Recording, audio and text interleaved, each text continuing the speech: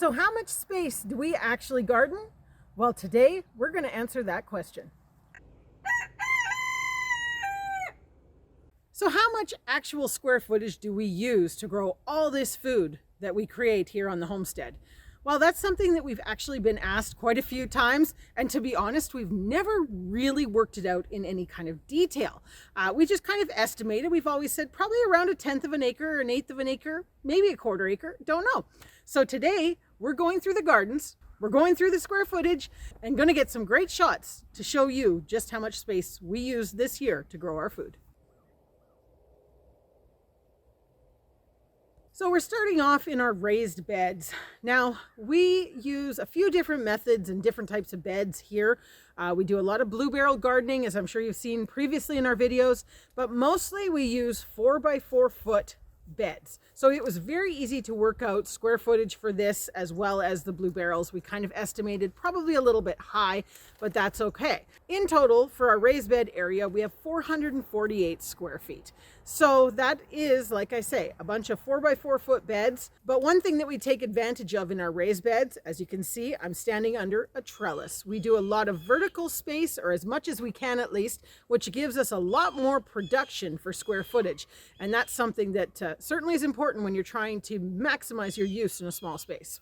So the raised bed garden area is still a work in progress, as are all of our gardens, but we use it a lot for either things that we grow in a really small number, i.e. we're not growing big areas or big volumes of it, or things that are a little more intensive. We tend to do a lot of our seed saving for some things like our kale, for example, and beets in this area because it's easier to control it, easier to manage it, and it's the closest garden really to the hips. So that's something to consider here because we use this space obviously to produce a lot of food that comes into the house, but we do use it for other products like seeds. So some of this space, at least this year, was actually used for seed production and not the food that went into the house.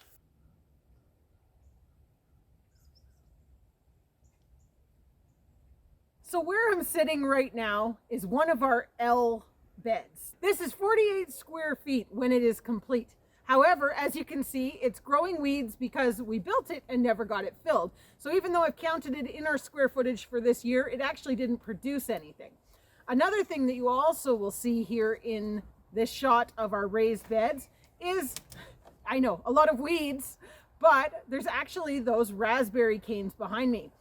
We have two 8-foot by 4-foot beds back there. So there is 64 square feet of raspberries that are growing in our raised bed space, but I've actually counted them in our raspberry and fruit production footage.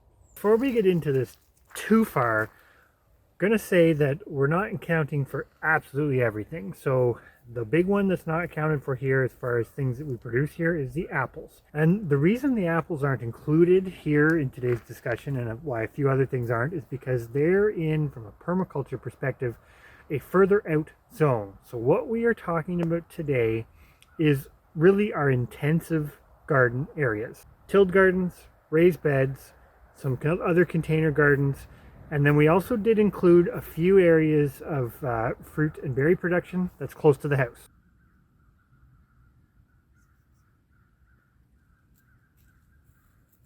So behind me, you can see our Killarney raspberry patch. Now this is tucked down a little space where really we're not going to be doing too much else other than maybe expanding our raspberries, but it's a 15 by 25 foot patch. We've got three 3-foot wide rows, 25 feet long, and this is working great for us and producing so many raspberries. We'll write in on the bottom here just how many raspberries we got from this patch this year alone. So next on the tour is blueberries. So we have 128 square feet of blueberry beds. Now we have blueberries, both low bush and high bush. We also have some herbs, and we actually even have horseradish growing in one of the areas. So it's a bit of a mix and match, but these have produced pretty well for us considering they made the initial move with us when we came to this property. Perennial fruit, or fruit in general, is something that's really a priority for us going forward because this is something, blueberries, raspberries, well maybe we're getting there with raspberries, but fruit is good to have, and it's nice to have some fairly big patches of this, which kind of brings us to the next area we're going to show you. But I wanted to mention that because this is probably, versus our in-ground and raised bed gardens, where we grow most of our annual vegetables, this is the part that we are planning to expand and ramp up a bit. What you're looking at here is our food thicket area, and I will admit it's kind of a bit of a disgrace and it's been super neglected, but this is the area that we're hoping to build on for more fruit. As you can see, if you look back, we've only, give me 1 second. So we've actually only developed to here, and we have all this space still. I haven't counted that space, but I did count this space. Near, oh wait, that was far. Near. Oh, we do a lot of Sesame Street references. Anyways, so with this food thicket, the basic space that we've developed so far is 3 rows. They're each about 10 feet apart. So 30 feet long times 30 feet is 900 square feet so far. I wouldn't say that we've done it super intensely, and we have areas where stuff's meant to be planted, space is allocated, but there's no plants actually there yet. So watch this space, because next year this is definitely going to develop more with more fruit and more perennial type stuff. But all in all, 900 square feet so far for our food thicket slash forest isn't too bad. So now we're switching to sort of the in-ground gardens. So I am standing in our largest of our 3. That's right, we have 3 areas where we basically till or otherwise plant directly in the ground. I'm standing in our largest one, which is also one of our newest of the 3 gardens. So this particular garden is 50 feet by 30 feet. So it's basically 1,500 square feet. Of all the garden spaces, this year this is probably the one we used the best, because we basically used it all. Part of it's the soil. Part of it was we just seemed to be able to keep ahead of the weeds a little bit better than some of the other ones. But this garden really produced the bulk of our potatoes. It still has some beans left in it. We have several trellises set up for beans specifically. We planted corn, our sorghum, and we actually had a small section of it where we did a little bit more intensive planting and more intensive weeding, and we did things like our rutabagas, celery, and quite a bit of lettuce. So this garden really got used to sort of, I'm going to say, its full potential. And I'd also say that some of those items that I just listed are not actually counted yet in our total for what we've kind of brought in from the garden, because they're not harvested yet. Out of that new for 22 garden, I managed to harvest 2 of our volunteer white Thomas Hole tomatoes. So tomato sandwiches for lunch tomorrow. Here I thought the season for those was over. It's looking good. But now we've moved on to what I call the original garden. This is the garden that was sort of here when we moved in. It hadn't been used as a garden in many years, but you could see the outlying edges and tell that it had been tilled previously and had stuff done. Now, this is the garden that I'm going to say we have real problems with weeds, and we didn't use this garden to its full potential. We haven't used this garden to its full potential since we moved here. It always kind of gets overrun with weeds and we lose spaces and that sort of thing. But part of it has since become a chicken coop because of those weeds, and now we kind of are at a funny L shape. But basically I have one long 10-foot wide section that I allocated here, which is 720 square feet. And then I have another 20 by 36 foot section, which is where you saw us plant our garlic this season and harvest our garlic. And that section ends up being 600 square feet. So in total for this in-ground garden, I know I have a cheat sheet. We have 1,320 square feet that we use. Now, that's a little bit smaller than our new for 22, but the other thing I will say is this has been overrun with so many weeds that there are huge sections that I've counted the space, but we haven't actually used it yet.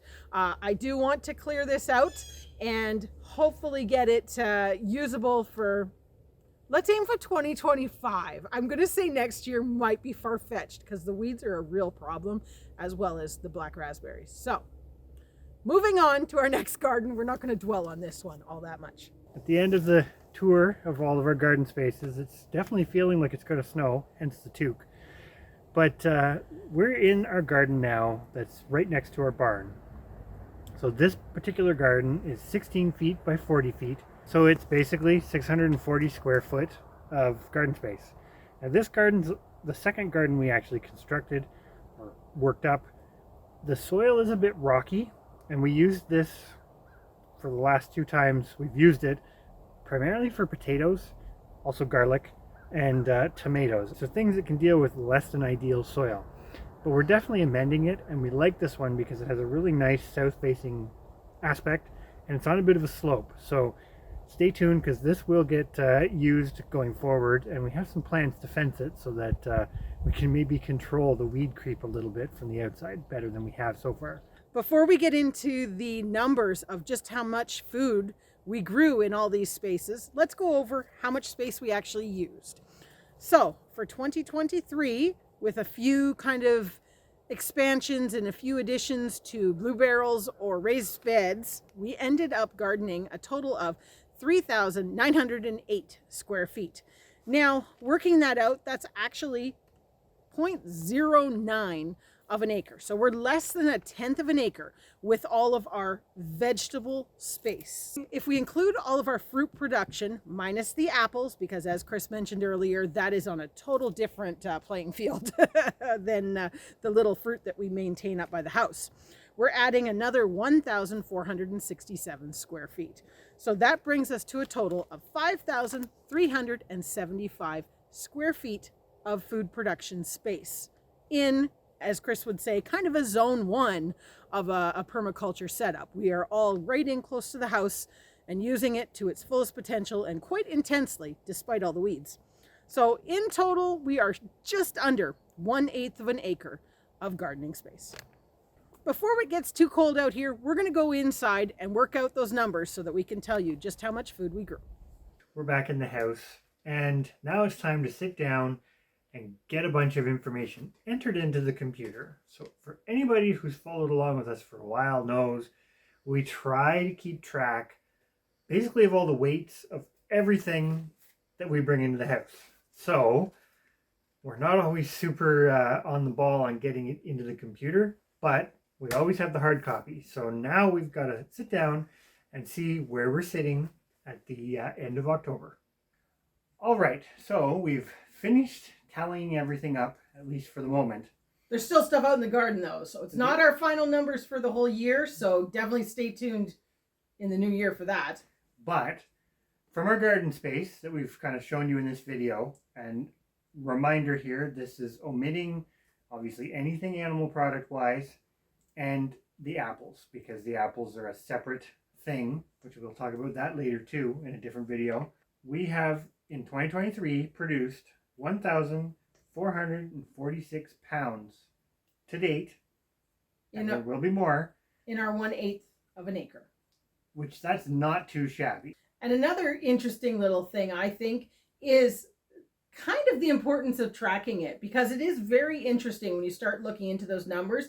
We didn't include any of the information of previous years here, but this is our 3rd year tracking what we bring in from the homestead.